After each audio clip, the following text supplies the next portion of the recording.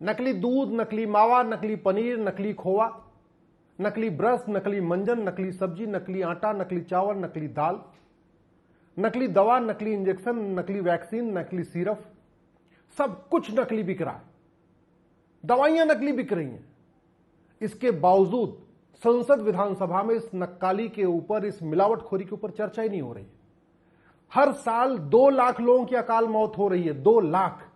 और ये लोग एक दिन में नहीं मर रहे, 2 साल, 3 साल, 4 साल पहले बीमार होते हैं, घर में जो कुछ उनकी बचत होती है 2, 4, 6, 10 लाख रुपए की, वो भी हॉस्पिटल को जाती है, उसके बाद मरते हैं। और भारत में 5,000 सांसद विधायक हैं। इन 5,000 माननीय सांसदों, विधायकों, मंत्रियों के ऊपर साल में 50,000 करोड़ रुपए खर्च होता है। ये जो 5,000 सांसद, विधायक, मंत्री हैं, इनके वेतन भत्ता, गाड़ी, बंगला, free air ticket, free railway ticket, आजीवन पेंशन, फ्री का ड्राइवर, फ्री का नौकर, फ्री की सिक्योरिटी, इसके ऊपर साल में 50,000 करोड़ रुपए खर्च होता है। इसके बावजूद मिलावटखोरी के ऊपर, नक्काली के ऊपर, घटतौली के ऊपर, जिसके कारण साल में 2 लाख लोगों की मौत हो रही है, अकाल मौत हो रही है, 2 लाख परिवार बर्बाद हो रहे हैं, न संसद में चर्चा हो रही, न विधानसभा में चर्चा हो रही। क्यों? क्योंकि आम जनता पार्टियों की गुलाम हो गई है, नेताओं की गुलाम हो गई है, न सच बोल रही है, न सच लिख रही है। जिसके घर में बीमार आदमी है वो है, बाकी लोग तो बीमार नहीं है। तो जिसके घर में लोग बीमार है उनको भी समझ में नहीं आ रहा बीमारी आई क्यों, क्यों हार्ट अटैक हो रहा है, क्यों कैंसर हो रहा है, क्यों ब्लड प्रेशर बढ़ रहा है, क्यों डायबिटीज बढ़ रही है, क्यों कोलेस्ट्रॉल बढ़ रहा है, उनको भी पता नहीं। ड्राइवर, जो डॉक्टर है वो भी नहीं बता रहे हैं कि इस बीमारी का मूल कारण मिलावटखोरी है।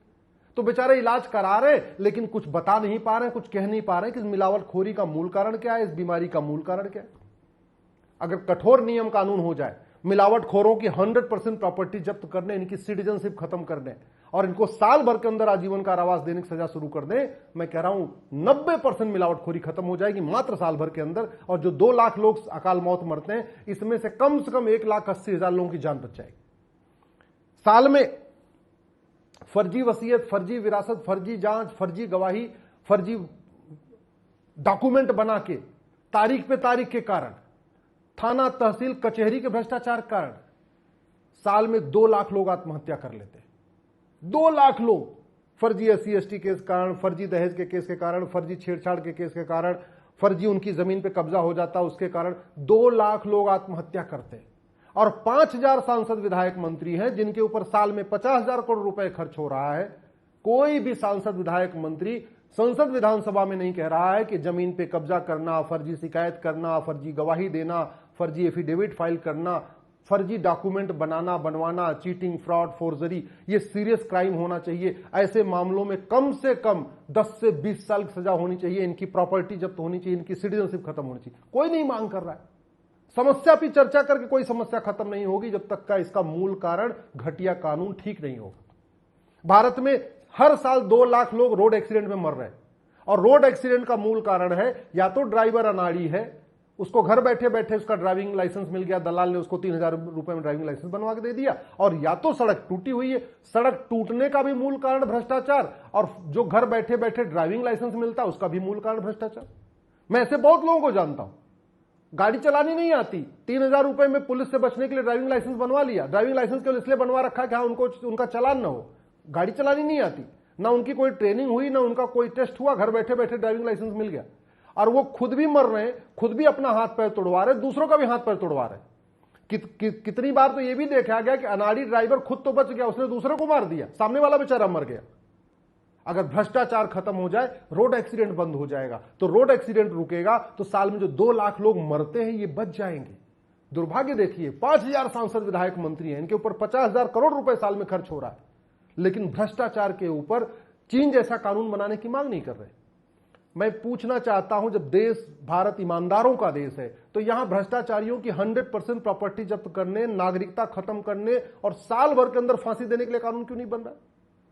इजराइल में घुसपैठियों को आजीवन कारावास मिलता है, भारत में 5 करोड़ घुसपैठिए रहते हैं। ये घुसपैठिए 10 से 12,000 रुपए खर्च करके 4-4, 5-5 डॉक्यूमेंट बनवा ले रहे हैं। 2,000 में आधार बनवा लेते हैं, 2,000 में राशन कार्ड बनवा लेते हैं, 2,000 में बर्थ सर्टिफिकेट बनवा लेते हैं, 3,000 रुपए में ड्राइविंग लाइसेंस बनवा लेते हैं।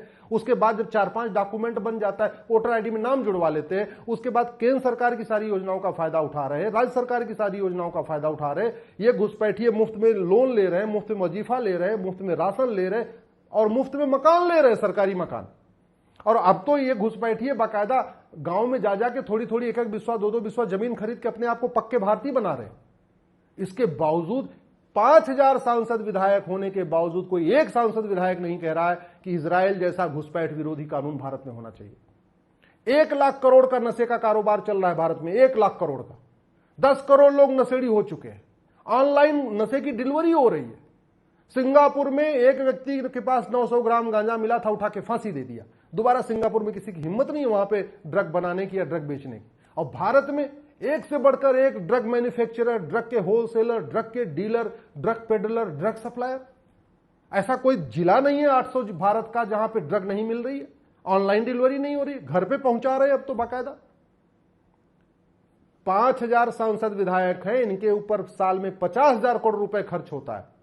और इन सांसद विधायक मंत्रियों के भी रिश्तेदार नातेदार ड्रग की चपेट में आ रहे हैं, इनके भी भांजे भतीजे ये भी ड्रग नशेड़ी होते जा रहे हैं। इसके बावजूद एक भी सांसद विधायक संसद विधानसभा में खड़े होकर नहीं कह रहा है कि जैसे सिंगापुर में कानून है वैसे ही भारत में कानून लागू होना चाहिए। ड्रग बनाने वालों को, ड्रग बेचने वालों के, ड्रग के होलसेलर को, ड्रग के डीलर को साल भर के अंदर इनको फांसी होनी चाहिए, इनकी 100% प्रॉपर्टी जब्त होनी चाहिए, इनकी नागरिकता खत्म होनी चाहिए। अरे जब कानून नहीं बदलेगा, व्यवस्था नहीं बदलेगी तो देश सुरक्षित कैसे होगा? भारत में प्रतिदिन 1,000 बेटियां लव जिहाद का शिकार हो रही हैं। प्रतिदिन 1,500 परिवारों का धर्मांतरण हो रहा है। एक परिवार में 7 आदमी मानिए कि तो प्रतिदिन 10,000 हिंदुओं का धर्मांतरण हो रहा है। और धर्मांतरण पे खूब चर्चा हो रही है, कभी छांगुर गैंग की चर्चा, कभी बरेली गैंग की चर्चा, कभी भोपाल गैंग की चर्चा, कभी नासिक गैंग की चर्चा, कभी अमरावती गैंग की चर्चा, कभी आगरा गैंग की चर्चा। पूरे देश में धर्मांतरण हो रहा है। 5,000 सांसद विधायक हैं, कोई एक भी सांसद विधायक खड़े होकर नहीं कह रहा है कि लव जिहाद धर्मांतरण को राष्ट्र की सुरक्षा के लिए खतरा घोषित करो, जिससे कि पुलिस ऐसे जिहादियों पर एनएसए लगा सके।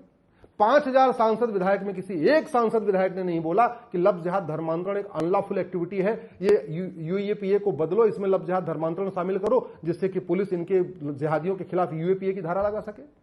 5,000 सांसद विधायक हैं, किसी सांसद विधायक नहीं बोला कि लव जिहाद धर्मांतरण को ऑर्गेनाइज क्राइम डिक्लेयर किया जाए, जिससे जो बीएनएस की सेक्शन 100 धारा 111 है ये जिहादियों के खिलाफ लगाई जा सके।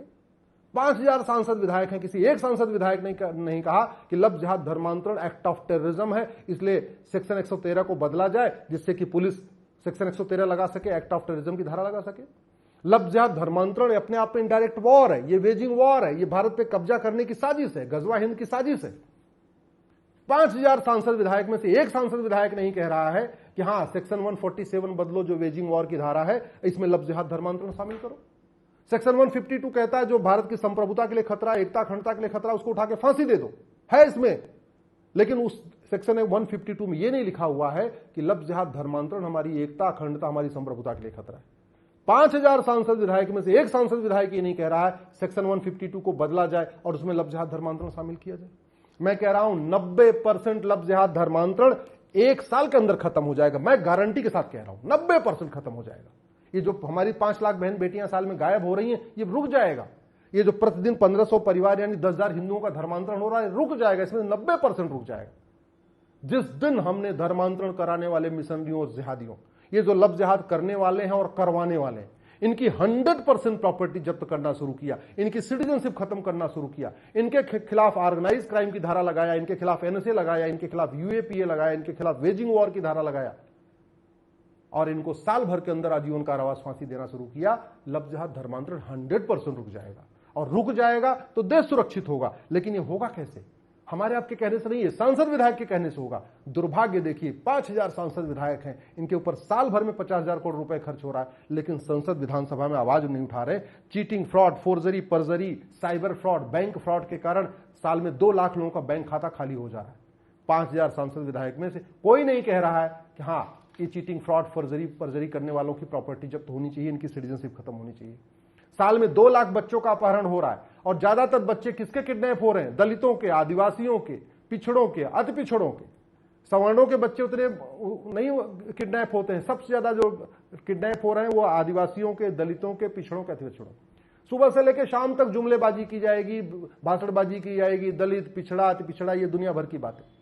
लेकिन 5000 सांसद विधायक में से कोई भी अब तक संसद विधानसभा में नहीं कहा अपहरण करने वालों की 100% प्रॉपर्टी जब्त होनी चाहिए, इनकी नागरिकता खत्म होनी चाहिए, इनको फांसी होना चाहिए।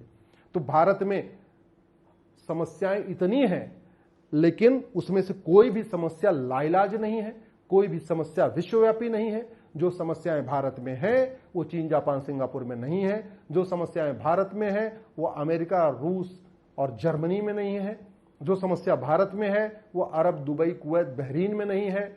भारत में कलयुग है, चीन, जापान, सिंगापुर में सतयुग है। मूल कारण है उनका कानून अच्छा है। हमारे यहां तू तू मैं होगा, आरोप प्रत्यारोप होगा, नूरा कुश्ती होगी, बतौलेबाजी होगी, तू चोर मैं सिपाही होगा, सेमिनार होगा, कॉन्फ्रेंस होगा, कॉन्क्लेव हो गया, प्रेस कॉन्फ्रेंस होगा, सब होगा, लेकिन नियम कानून नहीं बदला जाएगा। और यही नतीजा है। यहां अराजकता है, अलगाववाद है, जिहाद है, मजहबी उन्माद है, देश असुरक्षित हो चुका है। जो संभ्रांत लोग हैं वो तो पलायन करते जा रहे हैं, लेकिन जो गरीब है, जो मिडिल क्लास है, वो तो बेचारा यहीं रुक के झेल रहा है। मैं आपसे आग्रह करता हूं, अगर आपको मेरी बात ठीक लग रही हो, इस वीडियो को अधिक से अधिक शेयर करिए और अपने सांसद विधायक को जरूर इसको भेजना।